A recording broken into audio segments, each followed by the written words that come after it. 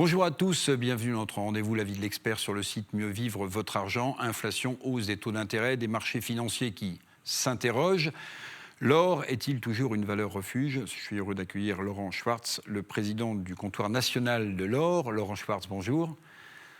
Bonjour Eric. Alors, il y a plein de risques en ce moment qui nous volent autour de la tête. Je parlais de l'inflation, on pourrait parler des risques géopolitiques, de l'inflation aussi, des marchés financiers qui s'interrogent, je le disais. On a une once d'or qui, je crois, tutoie les 1900 $, presque 2000 $.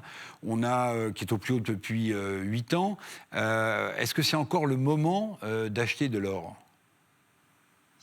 Alors c'est vrai que c'est une question toujours difficile. L'or a performé ces dernières années. On est à des niveaux relativement hauts. La question est de savoir s'il va falloir se maintenir sur cet actif. L'or en réalité évolue en fonction de, de variables que sont notamment les taux d'intérêt réels. La question est de savoir si ces taux d'intérêt réels resteront aussi bas qu'ils ne le sont ou s'ils vont réaugmenter, ce qui serait défavorable à l'or. On pense que ces taux d'intérêt réels vont rester bas de manière significative ces prochaines années pour plusieurs raisons. Et c'est pourquoi l'or reste un actif sur lequel on peut se positionner. Laurent Schwartz, quel est le risque le plus important aujourd'hui qui joue en faveur de l'or? C'est le risque d'une inflation qui durerait, c'est le risque géopolitique avec évidemment le conflit potentiel en Ukraine, ce sont les risques financiers?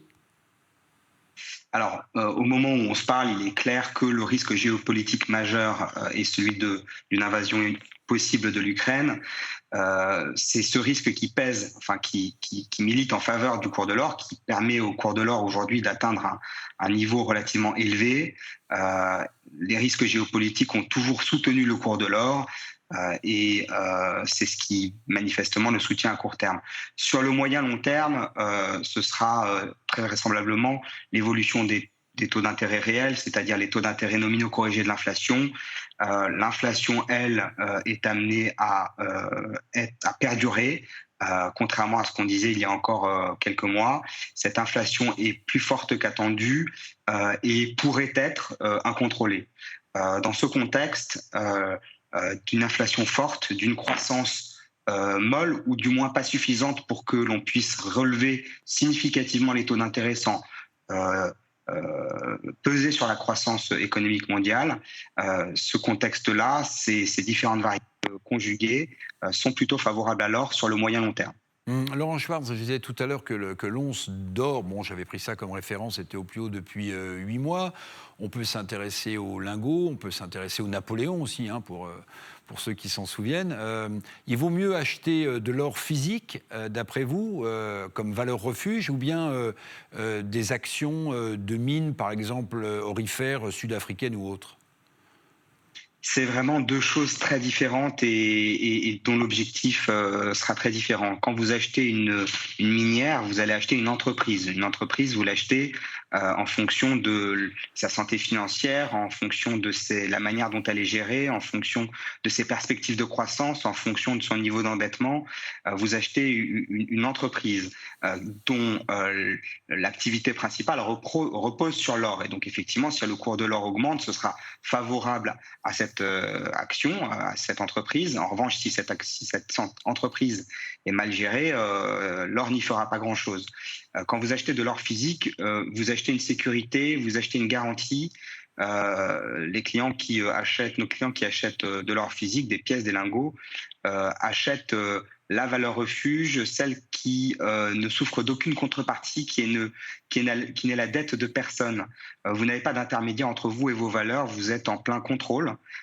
Et quoi qu'il se passe, cette valeur est à vous et ne souffrira d'aucune défaillance intermédiaire. Laurent Schwartz, toute dernière question. Sur le marché de l'or en France, est-ce que depuis quelques semaines, quelques mois, avec ce que vous venez de décrire comme situation géopolitique, inflationniste compliquée, vous avez vu les volumes de vente et d'achat s'accroître? Et, question juste subsidiaire, en période d'élection présidentielle, c'est le cas en France, est-ce que certains sont tentés, plus que d'habitude, d'acheter de l'or? En règle générale, la période présidentielle et d'élection présidentielle est plutôt favorable à de l'attentisme à tous les niveaux, y compris sur l'or. En revanche, des événements majeurs font que notre marché est souvent drivé par ses propres variables.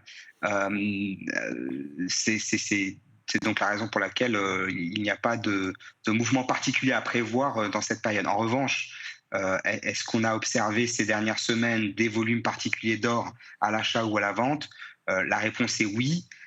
Oui, parce que le cours de l'or évolue à la hausse et donc cela déclenche des comportements à la fois pour ceux qui ne veulent pas rater le train en marche et qui souhaitent donc se positionner depuis un moment sur cet actif et qui se disent c'est le moment, on est au début d'une vague haussière, et d'autres qui se disent, qui ont cet actif depuis très longtemps et qui à un moment donné ont l'envie de s'en séparer et se disent voilà, c'est le bon moment, on est à un niveau élevé, c'est le bon moment de vendre. Donc en fait, chacun, excusez-moi l'expression, chacun voit un peu midi à sa porte et c'est chacun en fonction de sa propre chronologie et de, sa propre, de ce propre contexte.